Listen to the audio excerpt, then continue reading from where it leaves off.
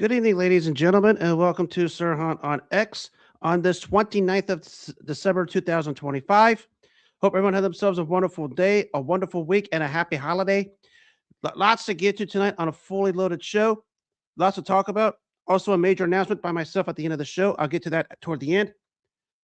But hope everyone had themselves a wonderful Merry Christmas.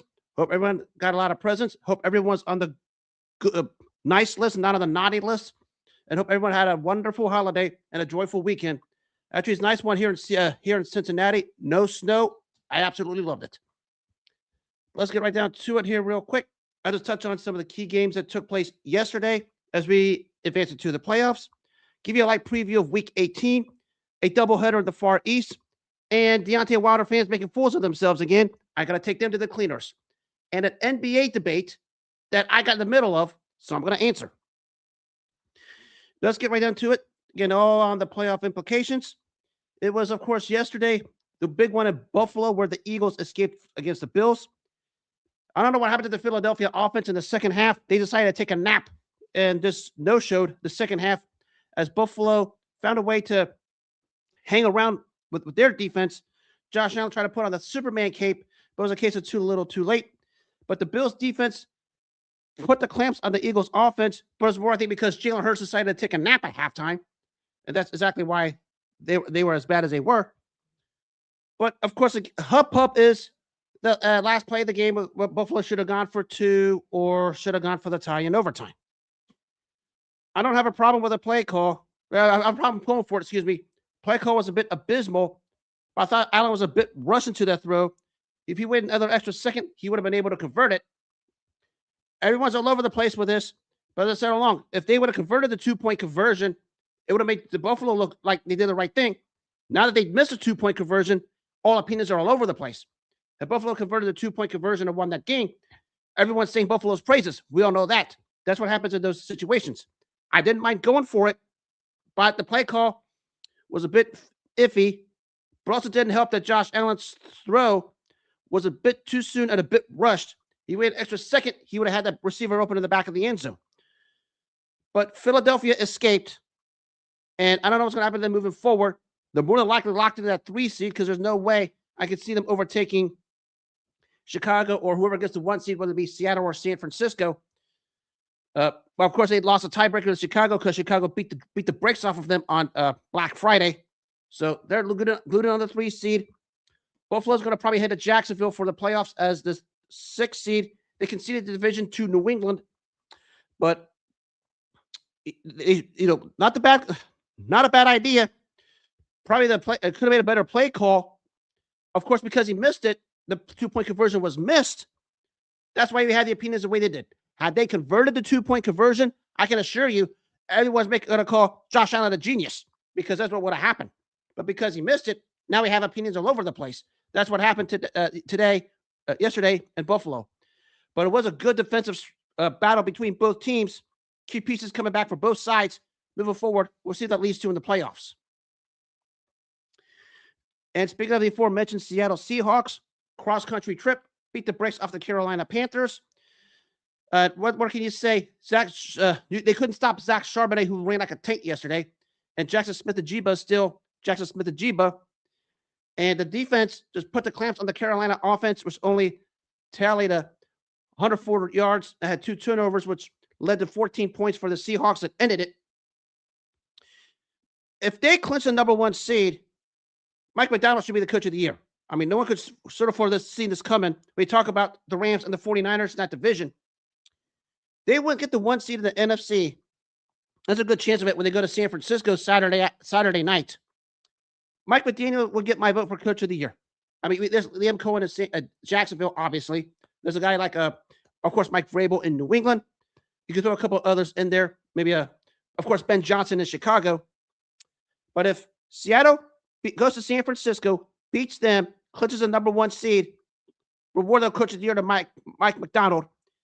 And now looking like Baltimore should have hired this guy as their head coach or found a way to keep him around, because I know the Ravens players loved him. Because look what he's done in Seattle. Turned that thing around just like that in 2 years. Just bottoming out and then building it from scratch. They get the 1 seed. That's your coach of the year right there. of course, the question is going to be going to that game Saturday night, which Sam Darnold are you going to get? Remember, last season in the season finale in Detroit when he was in Minnesota, he was awful. And he was even worse in that playoff loss to LA when he was at Minnesota. So we don't know what Sam Darnold we're going to get Saturday night. If we get the Sam Darnold we've seen for most of the season, yeah, they're going to beat San Francisco. But that's going to be the big question going on to this game Saturday and when Seattle goes into the playoffs. Which Sam Darnold are we going to get? But Seattle with a big win. That defense traveled cross country, put the clamps on the Panthers. They get the 1 seed. Mike McDonald's your coach of the year. And on top of that, for Carolina, they basically no-showed, of course, after the big win at Tampa. But still the opportunity to clinch the NFC South Sunday against the Buccaneers, who crapped a bit in Miami yesterday when I don't know what Baker Mayfield was doing that whole game. Carolina still has a chance. They're still one of the more feel-good stories in the NFL season so far this year. But when you talk about it, I mean, Rick O'Donnell has been a good redemption story. Bryce Young looks good, but that's about it. I mean, they're going to go to Tampa. We're going to find out just if they're ready to shock the world, or is Tampa's big game experience going to show? Now, I know Tampa's been decimated with injuries all year long, but it doesn't deter the fact they should have had this division wrapped up because they had some bad losses in recent weeks, and I mean bad losses. And not to mention a couple games where they got punked. And we're going to find out just what they're made of, both teams, when they meet for the NFC South title. I'll make my prediction here when I talk about Week 18 in a minute. There's a lot to talk about with that one. So we'll find out. But if Tampa Bay loses that division, it'll be one of the bigger choke jobs in NFL regular season history because they were the overwhelming favorite to win it with the talent on that roster, and you can't finish that division off. And if you win, you have an 8-9 record. You have an 8-9 record with how you started the season out. It's a failure regardless. And not to mention, the winner is more likely going to play the Rams in their home field. I don't think LA is not licking their chops. I know Carolina beat the Rams earlier in the season, but I'm sure LA will be going back for payback if Carolina gets to that point. I don't think, and after what LA did at Tampa earlier this year, I'm sure they're looking forward to go to Tampa if it goes to that. So the winner is more likely going to get it handed to them by the Rams. And the loser, especially if it's Tampa, is going to have a lot of offseason questions to answer. That's what I have to say about that particular match situation.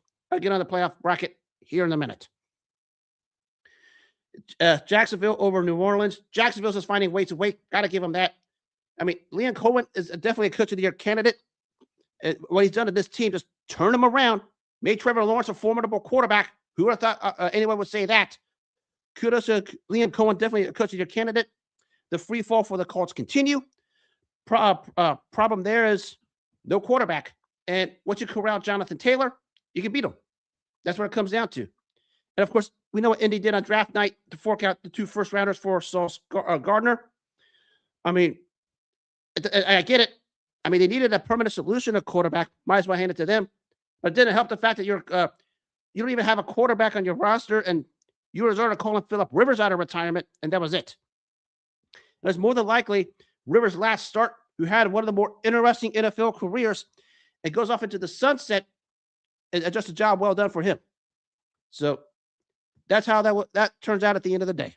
But for Jacksonville, likely locked into that 3 seed, going to probably host either Buffalo or the Chargers. We know they already stomped the Chargers once. They'd probably stomp them again if it got to it. But Jacksonville is a sleeper. We'll see what happens come playoff time. Patriots over the Jets. Drake May's name back in the MVP talks. The half of perfection pretty much is what he did. Granted, it is the Jets.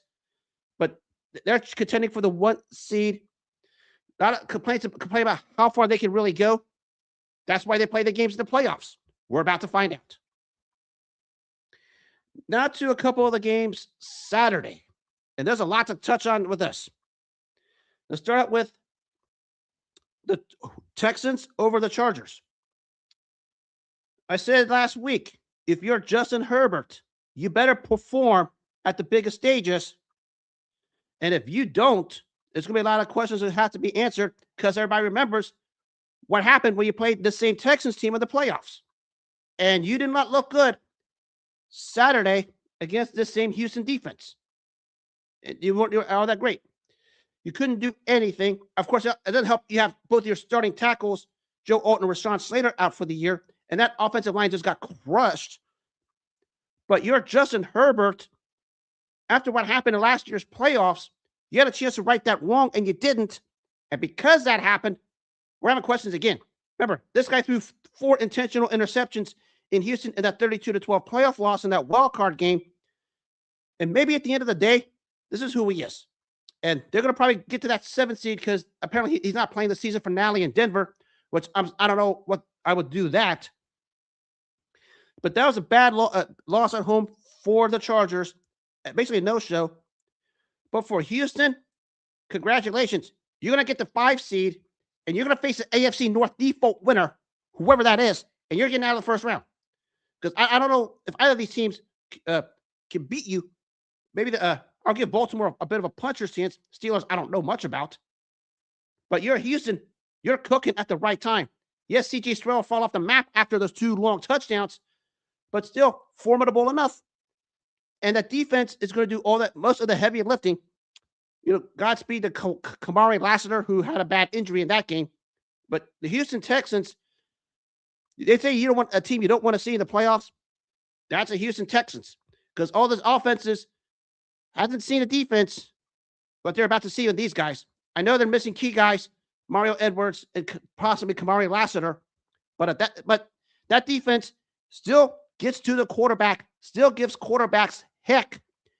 And whoever's going to come out of the AFC North better fasten up because they're coming, whether it be Baltimore or Pittsburgh, and they're coming to pull the shocker. And I think Houston's going to do that. They could be one of those sneaky teams that goes on that deep run. Everybody talks about Buffalo doing it. Everybody's talking about the Chargers doing it. Everybody's talking about Denver as the 1 seed.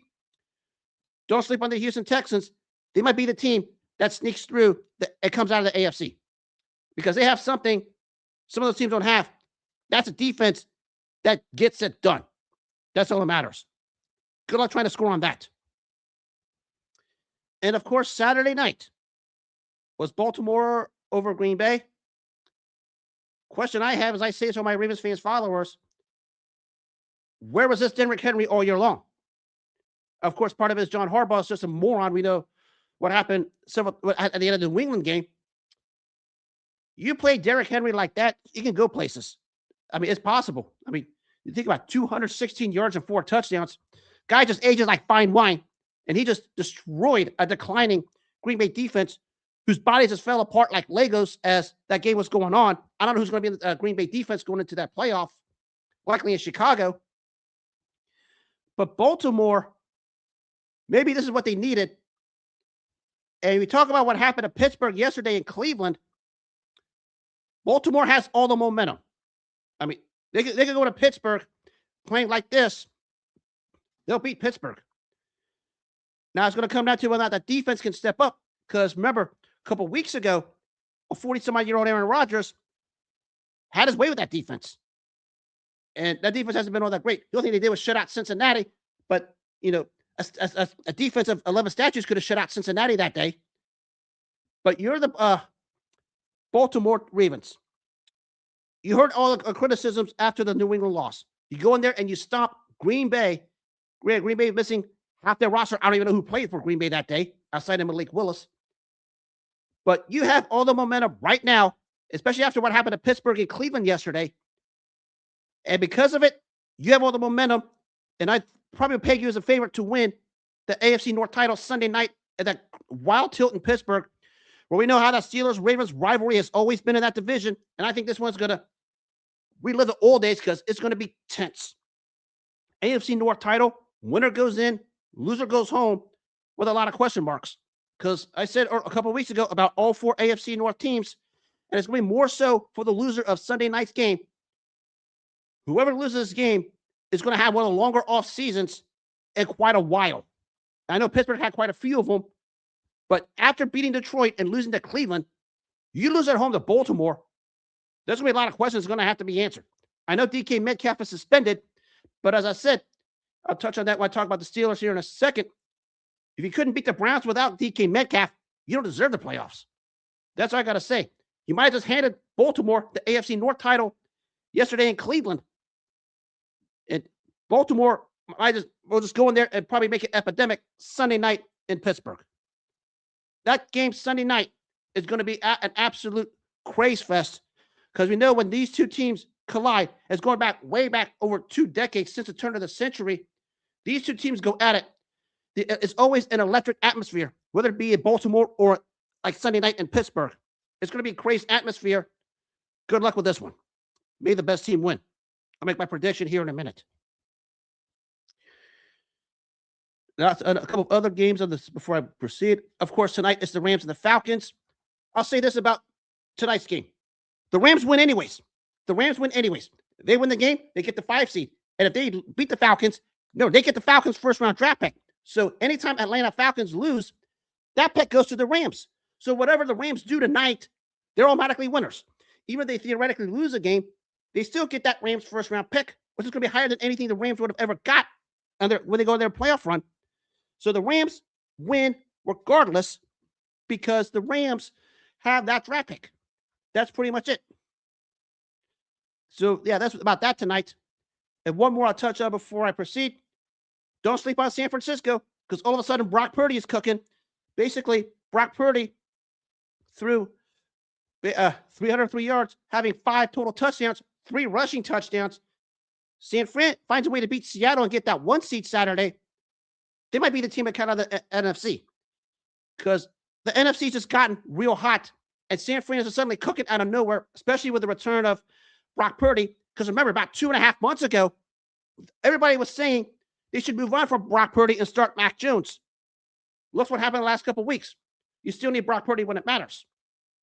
Case in point, last night was Exhibit A. So that takes care of that. Before I touch on Week 18, let's touch on what took place yesterday in Cleveland. Lots to unpack.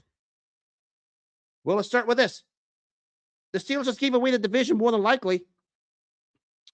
And, of course, a hub pub was the Myles Garrett so-called going after the sack record. There's 3 things with this that everybody misses.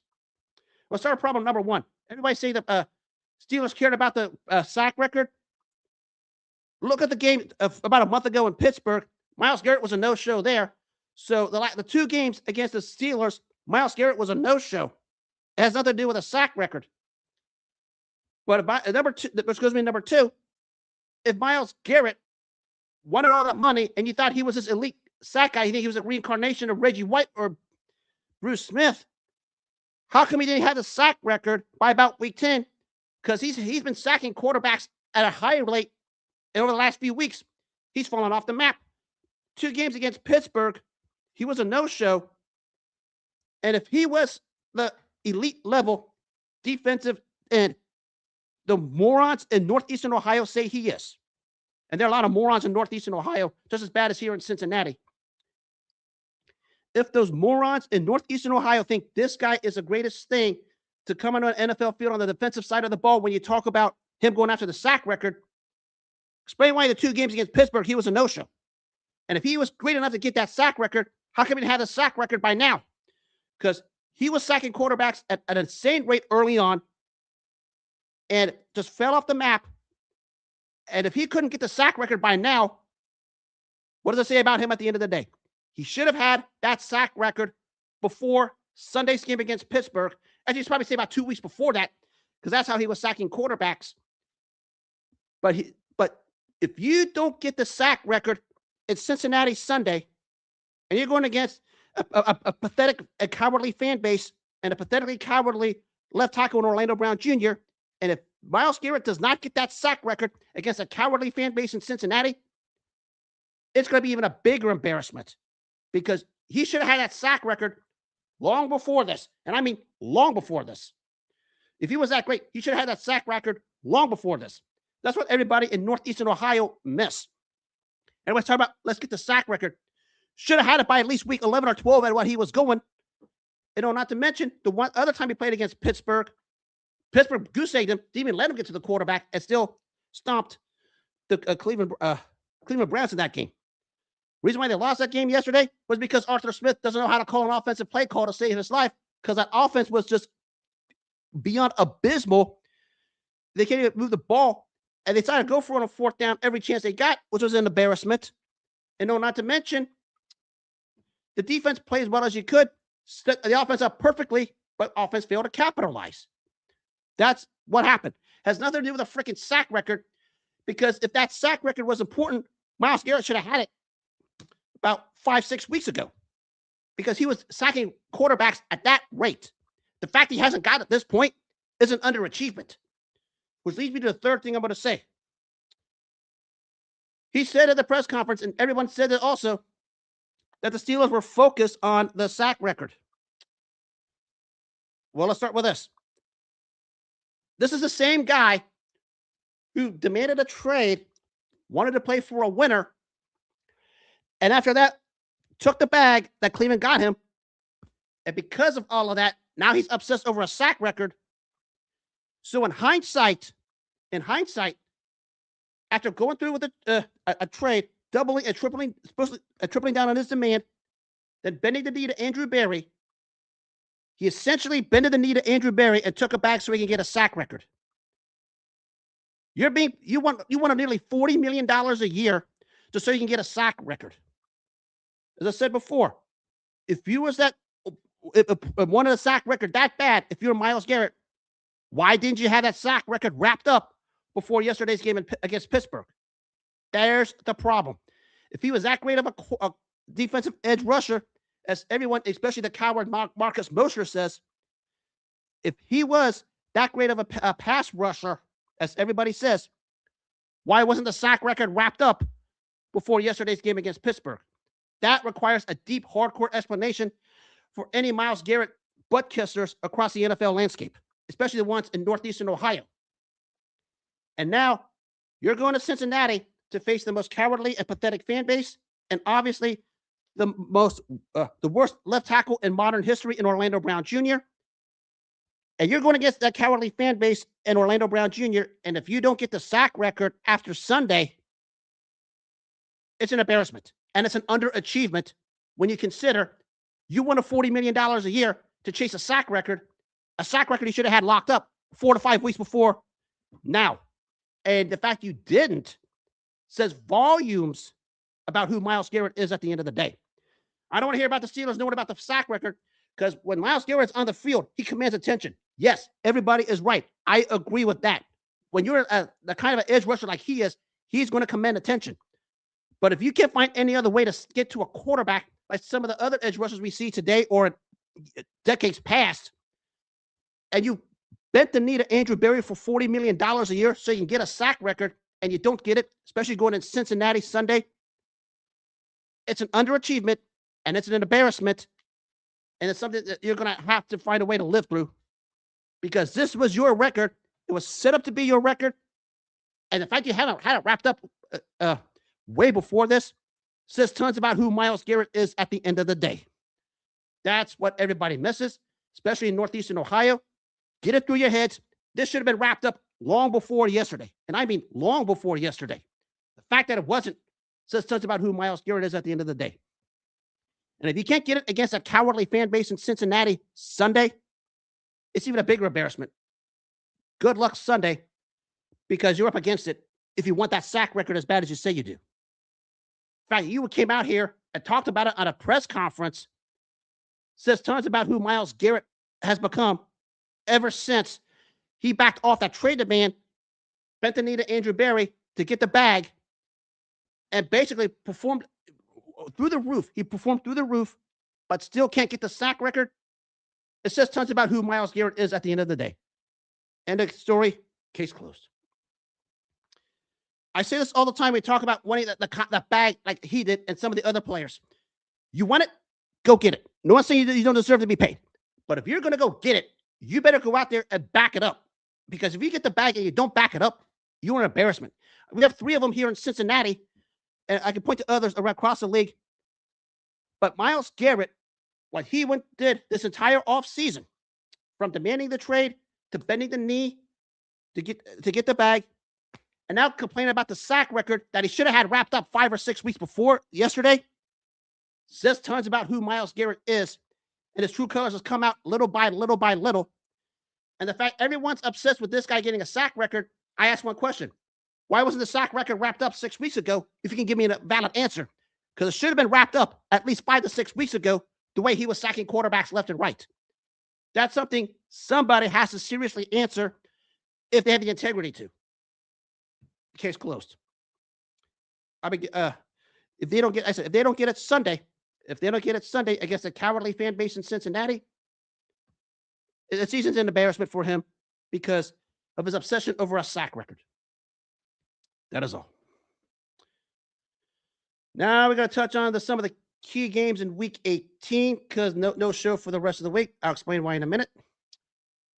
Of course, I mentioned Seattle at San Francisco. Hot offense versus hot defense. But I think something is cooking in Seattle right now. And I think the Seahawks, after basically being owned by San Fran over recent years, finally get over the hump. And I'm taking the Seahawks. And that one in a close game. I think it's going to be a lights-out game. Because for the NFC West, is for the number 1 seed. Winner take all. Couldn't be any other way. So give me the Seahawks on that one, albeit by a pinch. Don't know what the spread is going to be, but I think it'll be close either way. But do give me the Seahawks at home on the road on that one, excuse me. Is, of course, the Panthers and the Buccaneers for the NFC South title. I can't see Tampa Bay really falling off the map, can I? I mean, they've really fallen off the map after that hot start. But I think they find a way to ride the ship, go to the playoffs with an 8-9 record, win the NFC South at home. But I said not going to mean anything because they're likely going to play the Rams for whatever it means. And whoever Carolina or Tampa wins that NFC South, the Rams are going to demolish them. But I think Tampa finds a way to escape to win the NFC South some way, somehow. So that's those games. Of course, the number 1 seed in the AFC, I expect Denver to take it. New England's going to probably beat Miami, get the 2 seed. Hang on to that because Jacksonville's on the heels for that one. But I think New England holds them off. Denver's going to probably place a Chargers team who's going to be resting guys. I think Chargers are trying to tank for that 7th seed. Denver's going to get the 1. I think New England and Chargers are going to be the 2-7. I think the Chargers just see the opportunity to go to New England, which is an easier matchup for them or more favorable. And that's why I think they tank to that 7 and have to travel to Foxborough. New England wins against Miami. Denver beats the Chargers and clinches the 1 seed in the AFC. And of course, the real big one, Sunday night, Baltimore and Pittsburgh. It's simple. If you're Baltimore, give the ball to Derrick Henry and let him do the rest. I mean, he did a Saturday night, and you have all the momentum right now. And I saw the attitude of Pittsburgh in that going to the locker room after the Cleveland loss. It looked like a bunch of individuals who were deflated and defeated. And I don't know what that's going to mean going to that matchup. I think they're going to play better. But I think Baltimore right now has the momentum after how Derrick Henry ran wild. I don't think it's going to matter if Lamar Jackson or Tyler Huntley plays, but the formula should be simple. Give the ball to Derrick Henry and get out of the way. And I think that happens. And I think with that momentum carrying over, I think Baltimore escapes with a win over Pittsburgh, and they win the AFC North title. It'll be the first time since that AFC North was created. I think it was like 2002 or 2003. I can't remember. They're going to have a third winner for a 3rd straight year, and I think Baltimore gets it. It's going to be the typical Baltimore-Pittsburgh game where both guys are going to muck it up, rough it up, and they're going to have one of those low-scoring games. But I think Baltimore may have found something a little bit, hopefully, for the sake of John Harbaugh. I think they go to Pittsburgh and take care of business. Because I can't see them just letting Pittsburgh bring the brooms out and what's always been one of the premier rivalries, at least in the 21st century in the NFL. So Baltimore gets that one. Other games with playoff implications I won't even touch on. Those are the ones that matter most. So that's my early picks for the big games coming up this weekend. Of course, when I bring the new brand after the weekend, I'll touch on the playoff matchups when that time comes. Now we go away from the NFL. Of course, later this week is, of course, the best part of the year, college football. And it is the college football season. I'm not going to touch much into these games because there's not a lot to get to. But I'll start with I'll just say several things just in general before I get into this. We'll start with Indiana and Alabama. Alabama has gone to this playoff on house money, especially after what they did to Oklahoma. I expect them to be on house money going against Indiana, who has all of the pressure on them, and I mean all of the pressure, given the year they had and how they beat Ohio State to win the Big Ten championship. Because the pressure is on them.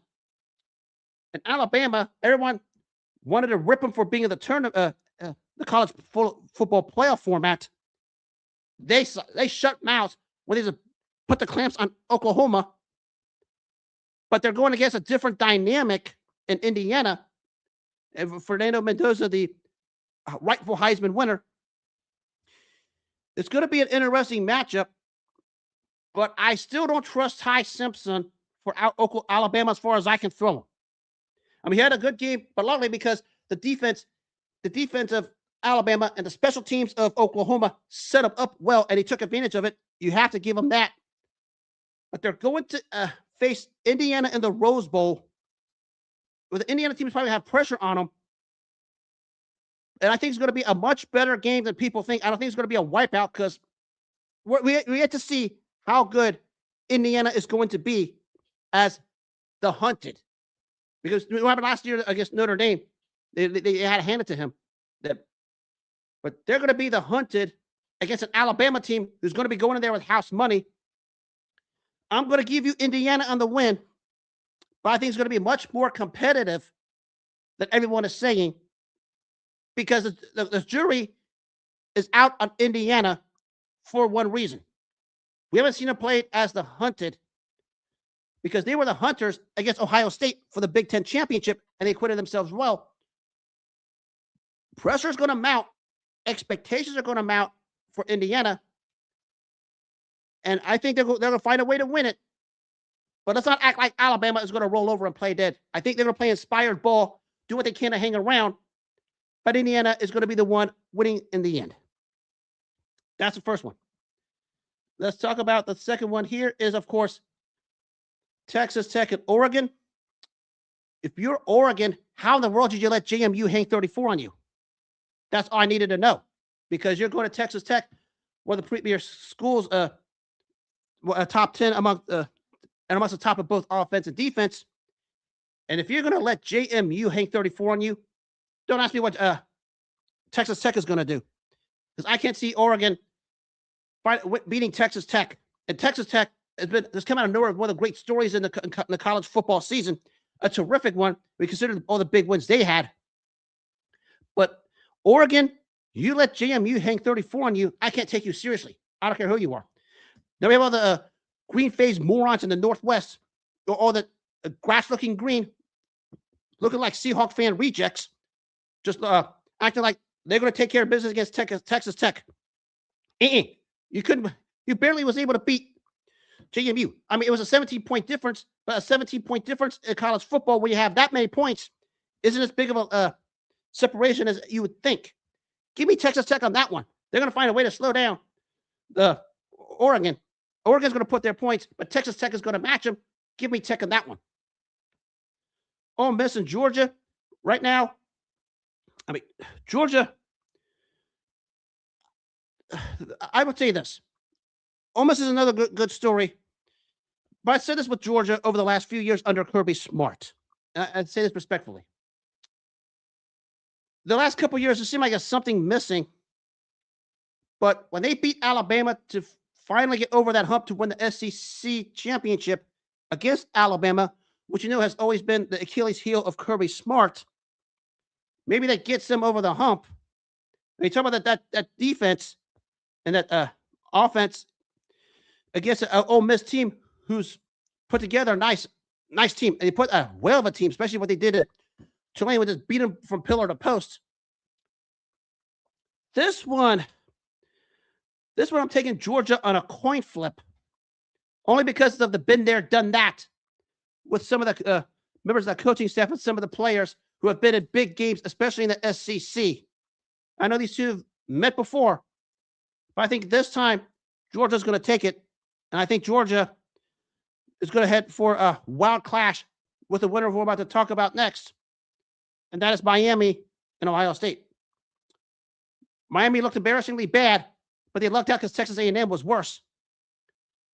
Good luck trying to slow down all of that talent they have in Columbus, because Ohio State is going to take care of business. I expect them to bounce back after what happened in the Big Ten title game against Indiana. Maybe a wake-up call that they need after, remember last season, they lost the season finale to Michigan, and it was their wake-up call to the national title. But I think this one here, too much Carnell take, too much Jeremiah Smith. I expect a big game out of Bo Jackson, and I expect Ohio State to escape Miami with a convincing win. And in that particular game, I think Ohio State's defense is going to make life terrible for Miami's offense, because Ohio State has on paper the most talented team, and it's games like this where it's to show. And I expect it to show with this game, with these two schools coming up New Year's Eve when they go at it. And I think this one's going to. I think all four games are going to be pretty darn good. I just think the Final Four is going to be the top four seeds. That's Indiana, Ohio State, Georgia, and Texas Tech. That's all there is to it. And I say this again. Don't write off Alabama against Indiana, because now we're going to find out just how good Indiana is. Because remember, they ran through the college season head and shoulders above everybody else. But we're going to find out how good they are in this college playoff, because now the expectations had changed. We're going to find out Indiana can match it. We'll find out soon enough. I think they're going to beat Alabama. I'm not going to put that as a lock like some people are. That's just crazy. So there's the college playoff format. I expect the college football, the college football playoff, the rest of the way to be absolutely thrilling, as it always has been. It's going to be a good one. Now I'm going to get into a debate that I was dragged in the middle of. Now you wanted my answer, and I'm going to give it. Apparently, one of the guys I follow, his name is Apex Jones, who has great basketball content on his X platform. I advise you to follow him. And it stems around a conversation, and an interesting one. And especially this started because the LeBron James fans felt the need to slander the greatness of Tim Duncan. And they act like Tim Duncan just didn't do anything of significance and was carried to his 5 rings. Okay, we have a huge problem here. Let's start with problem number 1. Tim Duncan didn't go ring chasing like LeBron James did. And I said all along, LeBron James is the greatest championship chaser in sports history, because that's what he wanted, to try and make claims that he tried to make certain claims on his half that he wasn't able to make in Cleveland. I mean, the greatest championship chaser of all time. And you have a Tim Duncan in San Antonio when he was drafted, stay put, through ups and downs, and managed to get 5 championships along the way as the centerpiece. And even the 2014 NBA Finals, when the Spurs dismantled the Heat and ran LeBron James out of Miami, even though he wasn't the Finals MVP, Tim Duncan was still an impact guy. Ask anybody on that Spurs roster, especially guys like Danny Green and Kawhi Leonard. They'll tell you. And I said this before about Tim Duncan countless times. He's one of those players, he can stand on the court, he can have zeros across the stat sheet and still find a way to make an impact. I'm still yet to see LeBron James even do that. The guy needs a stat sheet to make an impact. That's what it comes down to. And if you really sort of need a stat sheet to make an impact, just how great are you? I mean, that's all you need to know. The biggest, I'll tell you more differences, and this is too easy. Tim Duncan was coached by Greg Popovich, one of the premier coaches. You probably see a top 5 all-time coach in NBA history, maybe top 15 in all of sports. And what Greg Popovich did with Tim Duncan, he coached Tim Duncan as if he coached the rest of the team. And Steven Jackson, if you remember him on his podcast with Matt Barnes and Kevin Garnett, said it best. I'm listening to Tim Duncan take what Greg Popovich is saying. I can't do anything because he's coaching Tim Duncan right in front of my face. It makes me want to get my game going. The way Greg Popovich coached Tim Duncan during the 19 years in San Antonio, there's no way LeBron James is going to last 19 games under Greg Popovich. he's going to probably want out some way, somehow, because Greg Popovich would literally lay the smackdown to LeBron James with his habits, because there were times he laid the smackdown at Tim Duncan when they were winning those that 19-year run, was just the number one run in all of sports. Look at the percentages. You can't deny it. And if LeBron James tried his stick with a coach like Greg Popovich, there's no way he would last, because LeBron James would not want to be coached by a guy like Popovich. That's a difference. Tim Duncan did. Tim Duncan wanted to win. Tim Duncan said, I'm staying put in San Antonio. I don't care what happens. This is my home. While LeBron James championship chased for 4 franchises and got an asterisk championship in a bubble in 2020. The biggest difference is Tim Duncan allowed Greg Popovich to coach him. And because of it, that's why Tim Duncan's career was as successful as it was. And Tim Duncan's never a stats guy. He didn't even give 2 darns about stats. I mean, he just came out, played basketball, party was over, let's go home. He didn't care about the fanfare. He didn't care about anything else. That was Tim Duncan. And what made it happen was because Greg Popovich held Tim Duncan accountable, and because how he held Tim Duncan accountable, the rest of the Spurs were accountable, and because Tim Duncan allowed Greg Popovich to coach him that way. That's the difference, because there's no way LeBron James would have let a Greg Popovich or a Phil Jackson, who always had high standards as coaches, coach him. He would have found something wrong with it, and he would have been out the door real quick. I mean, even Ty Lue said it countless times about how LeBron James is. There's no way LeBron James would have lasted maybe 2 seasons tops under Greg Popovich as to how Greg Popovich coached. Because the difference is Tim Duncan allowed himself to be coached by Greg Popovich, and because Pop coached Duncan the way he did, it trickled down to the rest of the Spurs players. Now, if you replace Duncan with LeBron James, no way LeBron James would have taken what Greg Popovich says, because Greg Popovich is one of those guys that will tell you to your face, you'd be critical of how you are. He did it countless times to Duncan, Manu Ginobili, and Tony Parker. They took it. If LeBron James would have faced that kind of a head coach, he would have found something wrong with it and would have found a way out and complained about it to the media. That's the difference. One guy was mentally tough. That was Tim Duncan. One guy was mentally weak. That's LeBron James. You can bust out all the stats you want. It doesn't matter. You can bust out all of the commercials and the fanfare. It doesn't matter. Problem is, one guy did it for 19 years at one franchise and allowed himself to be coached and became mentally tough. The other guy was championship chasing. It was probably the greatest championship chaser in sports history while being mentally weak. And not only that, don't forget what happened in the 2007 finals when Duncan Spurs spun LeBron James like a Milli Vanilli record and then brought the brooms out. And then in 2014, beat him so bad, LeBron James quit and out in Miami, hung Dwayne Wade and Chris Bosh out to dry. And not to mention, on top of all of that, the one time LeBron James beat Tim Duncan in the finals in 2013, it was because he got bailed out by Ray Allen. That's the difference. And even that game 6 game, Tim Duncan was giving LeBron James a business. He hung 30 on LeBron's head at age 37, but LeBron got bailed out by Ray Allen. That doesn't happen. We're having a harder discussion, and Tim Duncan, every single which way you want to try it, drops his drawers and craps on anything LeBron James does, no matter how hard you try it. I mean, LeBron just probably the greatest PR player in NBA history with his moronic, what is it called? Clutch Sports Crew, whatever. Rich Paul, Maverick Carter. I mean, greatest PR player, but that doesn't mean a thing. Forget about putting LeBron in the same conversations as Jordan or Jabbar or Magic Johnson or Kobe Bryant. He's not even there. He's not even the same conversation as Tim Duncan, and I don't put Duncan in that conversation. I mean, as great as Duncan was, and he was surreally great, who embodied everything what basketball was, a top 10 all-time great player, still below them guys, but that's, again, it's a different dynamic. But LeBron James isn't even in Tim Duncan's league. Don't even get me started on that, because you look like fools if you really think otherwise. Because Tim Duncan stayed put, start to finish, 5 NBA titles, 6 NBA Finals appearances, all 19 years. the overall record for him and Popovich, #1 in all of sports from 1997 to 2016.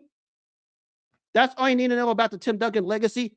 Never missed the playoffs.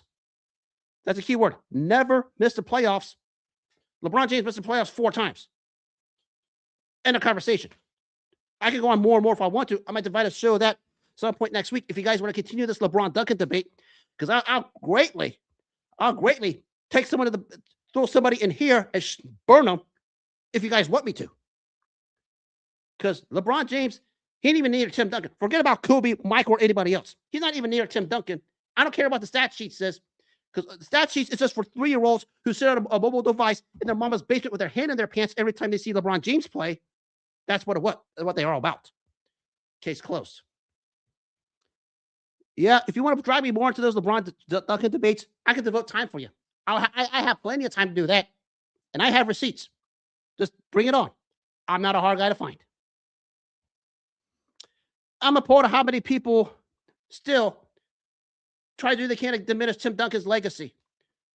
Did he play with 2 Hall of Famers? Yes. But depends on the definition of Hall of Famer. Because Manu Ginobili and Tony Parker, private Hall of Famers due to their play internationally than they were in the NBA. People act like Duncan played alongside a peak Michael Jordan and a peak Scottie Pippen. Parker and Ginobili were nowhere near that. They'll be the first 2 to tell you. Let's not act like Duncan had one of those ultra super teams. Maybe say a super team in the sense of the team came together and played well in the 2014 title run. Super play in that regard. But let's not act like Tim Duncan had a prime Michael Jordan, a prime Kobe Bryant, a prime Scottie Pippen alongside him. We talk about guys like Kawhi Leonard, Tony Parker, and Manu Ginobili. And of course, before that, the Admiral David Robinson, who was on the wrong side of his career at that point. Let's not act like those guys, were the greatest thing basketball ever saw. They'll be the first to tell you they weren't. LeBron James, Bolton, Cleveland, played alongside 2 Hall of Famers in their peak in Dwayne Wade and Chris Bosh because he was a man enough to get the job done in Cleveland. And I still want to know why LeBron let the Spurs sweep him in 2007. No one's given me an honest answer. Done. But as I said, you'll be devoted another show about LeBron and Duncan. I can do it, and I'd have the time of my life. By the way, someone that follows Apex Jones, let him know I talked about it, and I gave him a shout out. Now to the world of boxing, and we're going to go far east for the next 20 minutes. Let's talk about what took place in Japan over the weekend. The first one, of course, was a bit of a shocker. The tough time Junto Nakatani got against Sebastian Hernandez-Reyes. Inexplicable scoring of the judges. I'm not even going to get into that. I thought Nakatani was a right winner. I'm not fond of the scoring margins. I get why people say the other things they do. It was like that. It was that kind of a fight. But then, of course, the main event was the display of Naoya Inoue, who just dusted off Alan Picasso. Basically, it was called Naoya Inoue Picasso because he delivered the Picasso performance against the mid-level Alan Picasso, who had no business being in the ring with him.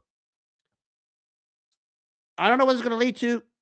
They have that all super fight in Japan coming up next year, which all signs point to it taking place.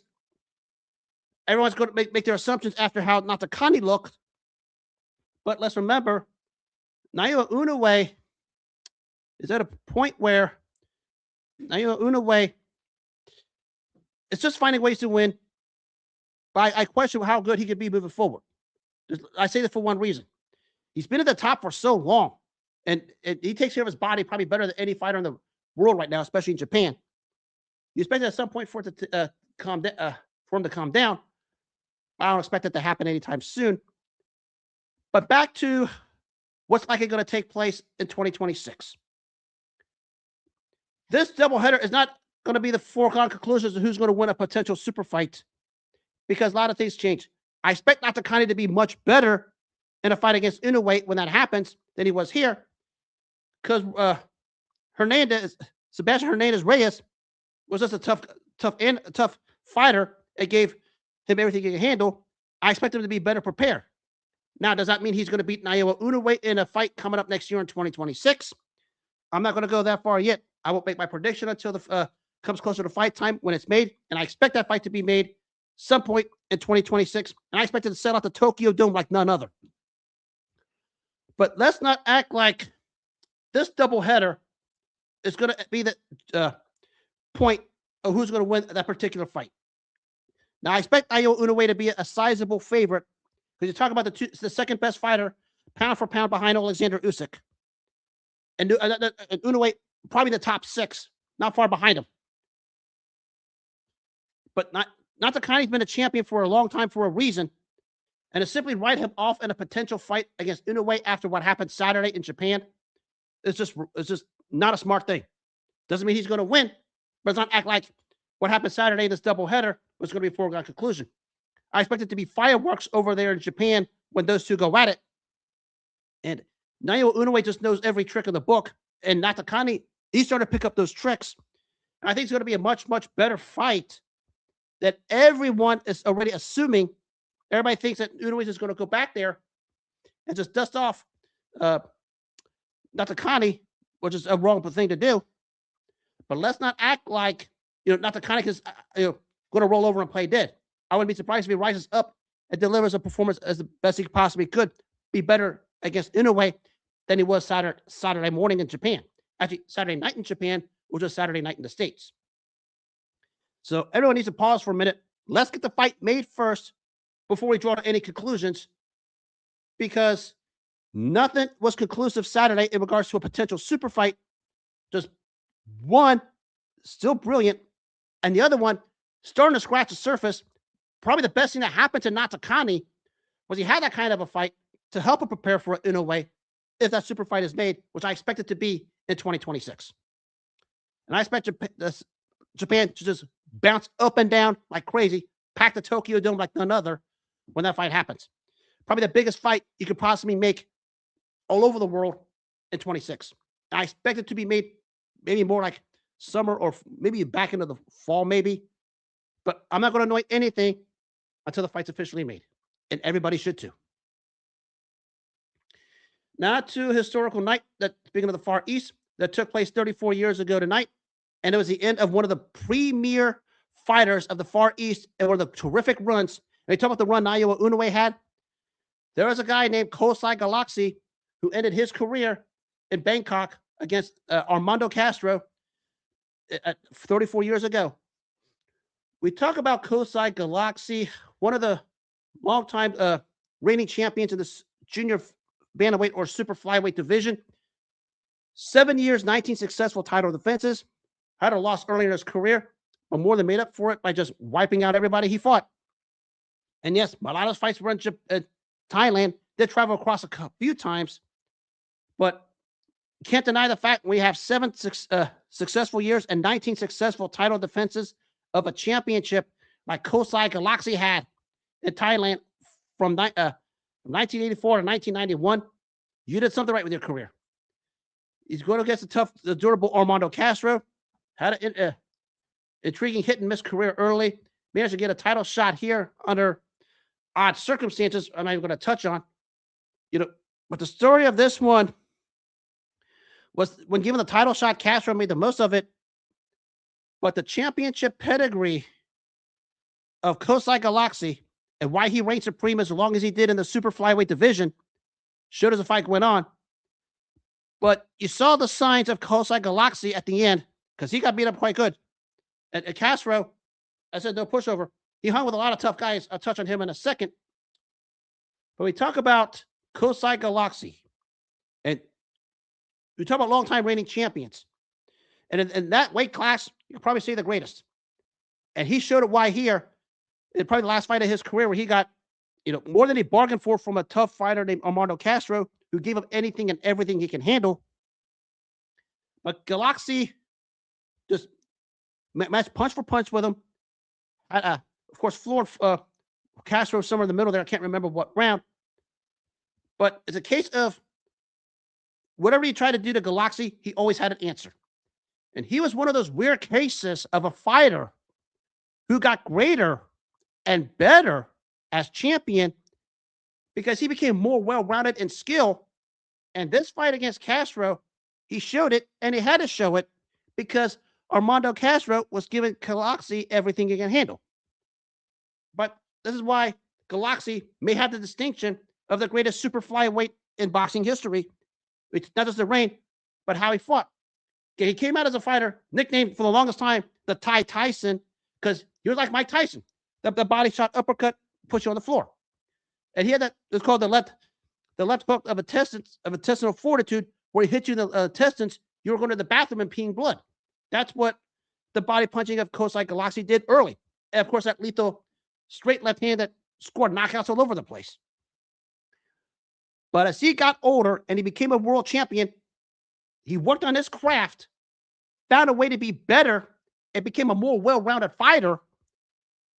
And by the time it got to this fight, it paid off because he needed it, because Armando Castro was bringing it and was starting to deliver a bit of a beating. Not like a beating, but starting to mess up the face of Galaxy. But the skill level of the will, the drive to be great that made Khaosai Galaxy great showed here, and that's why he escaped with a unanimous decision. And it was after this fight, Galaxy, just like we saw Marvin Hagler, Lennox Lewis, among others, knew it was time to hang it up, and he did just that.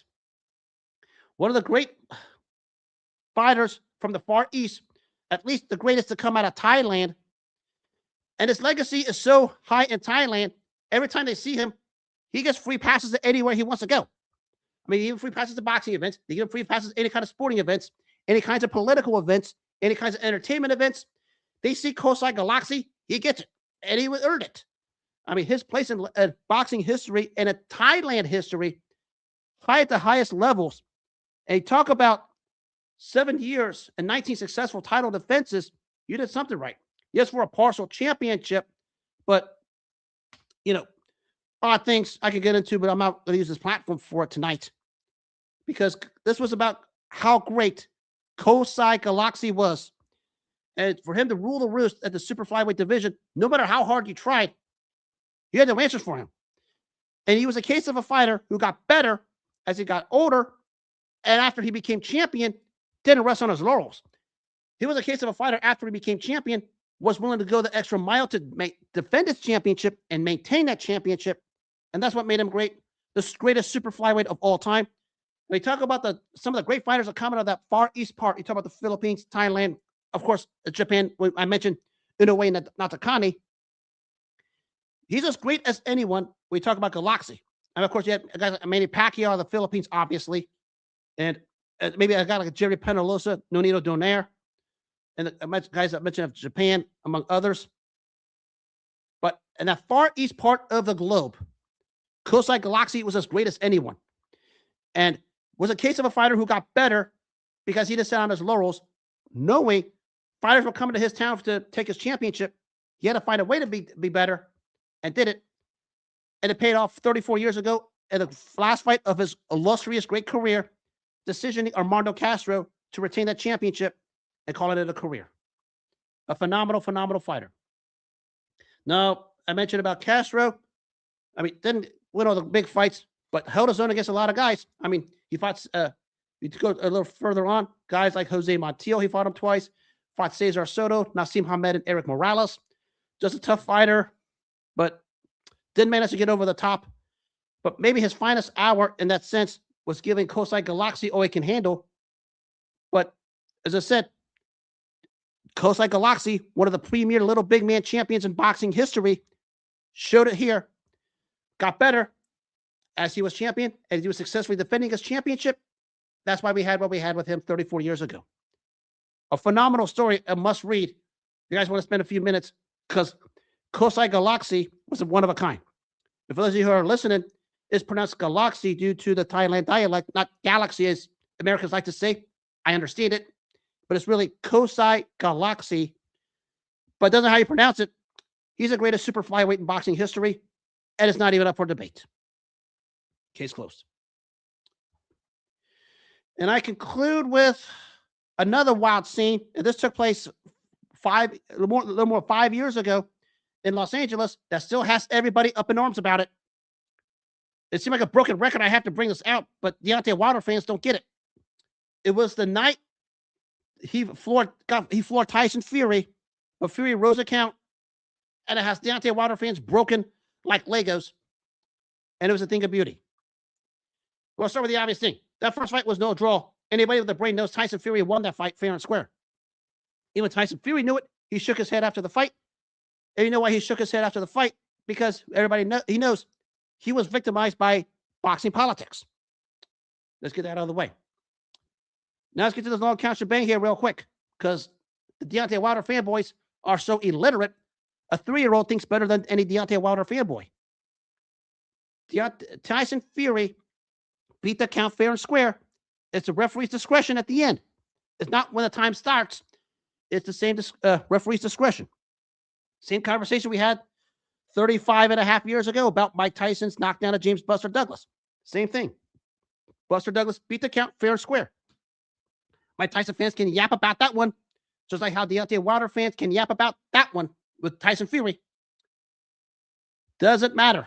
The point was Tyson Fury got up. And here's another thing Deontay Wilder fans miss, as always. There was another minute and a half left to finish the fight. Why didn't Deontay Wilder finish Tyson Fury off after he floored him? That's something Deontay Wilder fans don't know how to answer and don't know how to explain, because they're so tied up in one stupid replay where all the replays showed time and time again Tyson Fury beat the count fair and square. How come Deontay Wilder, who floored Fury twice in that fight, couldn't finish him? And he's supposed to, you guys call this guy a harder puncher than George Foreman and Ernie Shavers. If he was as hard of a puncher, how come he didn't finish off Tyson Fury in the first fight? If he was that hard of a puncher. Somebody in the Deontay Wilder fanboys better come out and have the balls to explain that to me, because I've waited 5 years for it. Let's get that part out of the way. Now let's go to the part I've always said, and everyone needs to understand this. Everybody calls the Fury Wilder trilogy an all-time great trilogy, like they do with Ali Frazier, Ali Norton, Holyfield Bowe, Barrera Morales, just to name a few. Fury Wilder was not an all-time great trilogy. What Fury Wilder was a great American showcase for Tyson Fury to show the whole world just how great he was in this trilogy. And he did anything and everything he wanted to do to Deontay Wilder. The first fight was a boxing lesson. And after being victimized, Tyson Fury said, heck with it.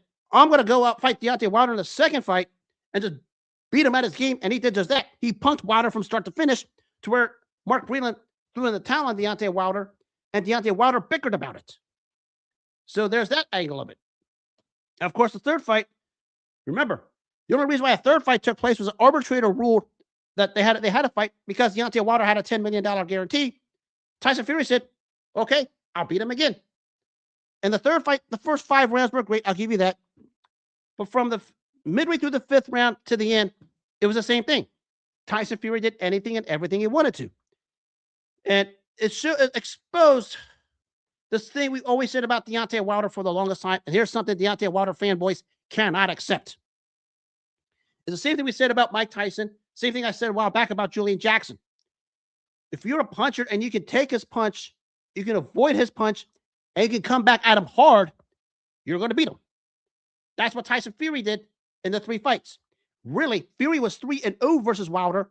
Anybody with a brain knows 5 years ago, Deontay Wilder was gift-wrapped a draw. But everybody knows Fury gave Wilder a boxing lesson. But let's not act like Deontay Wilder was an intimidating figure, because everybody wanted him. But Shelley Finkel protected him from some of the real kingpins at the time, most notably Anthony Joshua. We know the story about that one. And we finally got Tyson Fury. And after Fury had all of his trials and tribulations out of the ring for the longest time, comes back and almost like dusts off Wilder effortlessly, as if Wilder didn't belong in the same ring with him, which in hindsight, Wilder was never in Fury's league. That's another thing Deontay Wilder fanboys can't accept, is that Deontay Wilder was never in Tyson Fury's league. Never was, never will be. If they would have come out of retirement and fight a 4th fight, I would bet everything I own that Tyson Fury wipes the ring with Deontay Wilder again. Because Deontay Wilder had a soul snatch from him by Fury in the second fight. I mean, in that second fight, Tyson Fury just said, heck with strategy. I'm going to fight Deontay Wilder's fight and just knock him out. And he did just that. When he floored him the first time, it was over.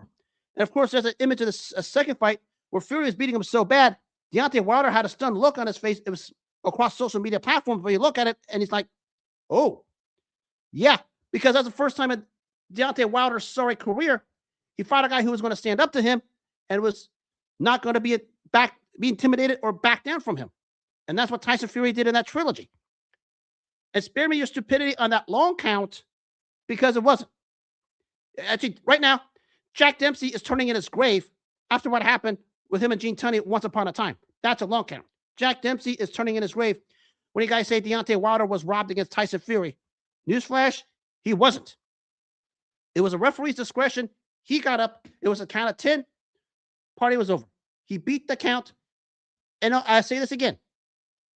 Why didn't Deontay Wilder finish him if he was this bad man Wilder fanboys say he is? Because there is the problem Deontay Wilder fanboys miss. They put him on this pedestal like he's the hardest puncher they ever saw, even harder than guys like George Foreman or Ernie Shavers or maybe even a Mike Tyson, among many others. But if he was this brutal puncher, how come he didn't finish off Tyson Fury when he floored him 4 times in the 3 fights? I mean, there was ample opportunity for him to finish Tyson Fury after he floored Fury. Why couldn't he finish him?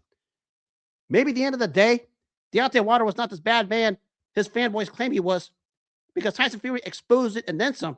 As you can say, the first fight he had with Luis Ortiz saw the flaws.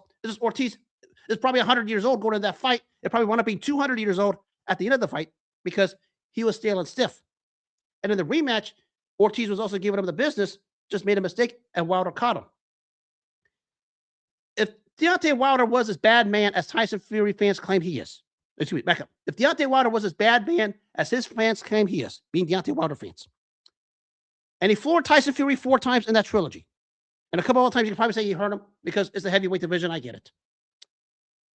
Why wasn't Deontay Wilder able to finish him with that great knockout record he had? If you have that great of a knockout record, why couldn't you finish Tyson Fury? That's something Deontay Wilder and his fanboys still haven't answered. It's a question I've asked for 5 years.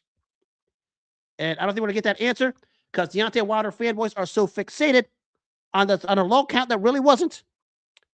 And because they were fixated on that low count that really wasn't, they decided to give him a pass and ignore all the details. And the details were Tyson Fury was always going to be miles ahead of Deontay Wilder, no matter what it is they say, no matter what it is they do. Remember, he floored, actually, if I'm correct, he floored the total knockdowns. I think it was like only 5 to 4. Well, I think if only told 4 times a piece. Actually, check that. There's a 5th knockdown, the one that finished the fight. The 3rd fight for Fury, excuse me. But if you're a Deontay Wilder fanboy and you think Deontay Wilder was this surreally great fighter and had this punch that was harder than George Foreman or Ernie Shavers or even a guy like Mike Tyson, explain to me why he was able to floor Fury 4 times in a 3-fight series but was unable to finish him if you think he had that kind of a power. That requires a legit explanation out of the Fury fanboys. It should be the Wilder fanboys. And it also calls to attention something I said with Mike Tyson and Julian Jackson with him. If you can take his punch, avoid it, and come back hard, those 3 guys are nothing, especially Deontay Wilder. And Tyson Fury exposed it. And if Deontay Wilder was great, why wasn't Fury finished? You floored him 4 times. You floored him 4 times at that 3-fight series, but you couldn't get the knockout. But you call this guy a harder puncher than George Foreman, Ernie Shavers, or even a guy like Mike Tyson. Somebody come up with a legit explanation for that ramification, because I have no idea what you guys are talking about now. Because there was to tell you about how hard some of those other guys are, look at a video Shannon Briggs came out just not too long ago about how hard George Foreman hit him. I haven't heard anyone say that about Deontay Wilder, because when he hit Fury, he floored Fury, but why wasn't Fury finished? I mean, none of us know, but I want to hear that from the mouths of Deontay Wilder fanboys who are still obsessed over what took place 5 years ago on a long count that wasn't, because Deontay Wilder had his chance to end all of that once and for all, but couldn't. And because he couldn't, Tyson Fury went to the next level and showed the whole world who Deontay Wilder was. Just a guy with a punch a lucky punch when you think about it. But as I said, if you take it and you can come back hard like Fury did, it's over. That's what happened in this trilogy. And let me remind people about that long count. Fury dominated the rest of that round. I almost gave Fury that round when I scored that fight. I called that round 10-9 Wilder because of knockdown by default. I didn't give it a 10-8 because Fury dominated the rest of that round. I was this close to giving that 12th round to Tyson Fury because Fury just got up and like nothing happened, which brings the question again. Why didn't Deontay Wilder go after him and finish him? Because you guys call him the hardest puncher in boxing history. That's the rest of my case. I still haven't heard an honest answer from Deontay Wilder fanboys for 5 years, and I probably never will because they're so fixated on a replay that shows that Tyson Fury beat the count legitimately, and Wilder fanboys want to make every excuse in the book. And I thought my Tyson fans and Cincinnati Bengals fans are resorted to that sort of thing. Deontay Wilder fans are closing in real fast, all because of what took place 5 years ago. He beat the count. He actually dominated the rest of that round. I said, I almost gave that round to Tyson Fury. I just gave it Wilder by the default knockdown. Tells me everything I need to know right there. And if Deontay Wilder was this hard puncher and this menacing finisher you guys say, you should have had Fury knocked out in that fight after that knockdown. But because he didn't, Fury rose from the ashes, and the rest is history. Yap about it all you want, Deontay Wilder fanboys, because it's not going to get you anywhere. Case closed. I swear, revisionist history sometimes is so easy for me when it comes to people like that, because I can pick them apart, ask questions, but we have so many fanboys and so many sports fan bases that don't like to answer questions. I can just sit and wait all I want and do anything I want and just walk away from it. It's bad enough I had to deal with Mike Tyson fans in the 80s. It's bad enough we have Cincinnati Bengals fans. And I had to deal with Earl Spence Jr. fans before Terrence Crawford knocked him out. Now Deontay Wilder fanboys are talking about something 5 years ago that the video footage debunks every claim they have. And Tyson Fury debunked everything of the career of Deontay Wilder at that point. Nothing more needs to be said. As I have about 20, 25 clips I could bust out about Fury and Wilder to make Wilder fanboys look worse if you guys want me to go there. I said I have the receipts. That's if you guys want me to. But I'll just let the sleeping dogs lie because I have an itch at some point. I'll have to bring it up again. Leave it as it is. And on that note, a programming reminder, tonight is the final night of the name brand you see in the corner here.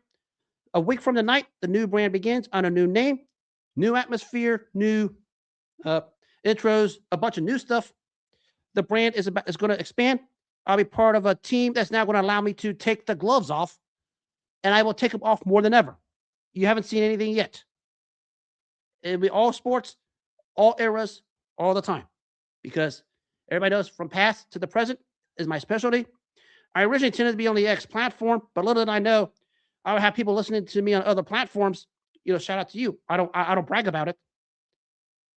But there comes a time as you're growing and you see the growth and it's time to evolve. Maybe it's time for you to evolve yourself. And that's what I see with this. And it's going to start a week from the night over here in the same environment. Same thing, same approach, same sort of stuff. Just a different name, different platforms, different name, and a different media background. Now I'll be part of a team. I'll be joining other team podcasts, other team live streams. Actually, there's a program when I'll join. If you guys still follow me, the X platform, I will venture into X Spaces much more. And there's going to be a lot to do. And it's about to get bigger. I'll just let the results speak for itself. So the Sir Hana X brand can officially rest in peace. Come January 5th, 2026, the new program will begin under the new name. And we're going to have lots of fun. And I'll have interactions so you guys can start interacting with me. I turn off interactions because of the cowardice of Bengals fans. But I'll go ahead and start that again next year because I'm going to have the time of my life. Little did I know that that going from the X platform to something else was going to be in my cards because I intend for this to be big. I intend for it to be big. I just present it. You guys can take it for what it's worth. I'd rather do this because we have a lot of people who can't read this adequately. And you can look me in the eyes, and I can look you in the eyes and tell you like it is to your face. And you can't say, I didn't, I fabricate anything. Because what these eyes tell you out there comes from up here, comes from what they see, and it's the truth. And that's going to be the same way starting a week from tonight, as the Sirhan on X brand is officially retired. And a week from tonight comes the debut of All Era Sports with Sirhan. All sports, all eras, all the time. Come aboard. I said I'll be doing more interactions this time. I chopped it down because people wanted to get feisty, especially a fella from Germany who's a Bengals fan who has a problem with me, who he didn't even tell me what it was. And I like the guy, but I'll leave it as it is. And on that note, that'll wrap up this edition and the brand known as Sirhan on X. A week from the night, the news brand begins. As always, if you missed this or all the shows of the past, you can catch them on the iHeartRadio and the Apple apps and the video app on the Spotify app. And just an FYI, those archive podcasts will always be there to listen. So you're more than welcome to listen all the time you want. And as always, I say this again, and I'll say it again on the news show. Make self-care your number one priority in all walks of life. If you take care of yourself first, if you respect your boundaries and respect others' boundaries and protect your boundaries, all the good things will happen. Always take care of yourself first. Don't let anyone step on your boundaries, and always respect other people's boundaries. It's all matters. Otherwise, nothing else does. And that'll wrap up this brand. It's been actually a fun year, almost 2 years almost, as I changed things and changed the platforms. Thank you all for listening in. Have a good rest of the night. Take care of yourselves. God bless.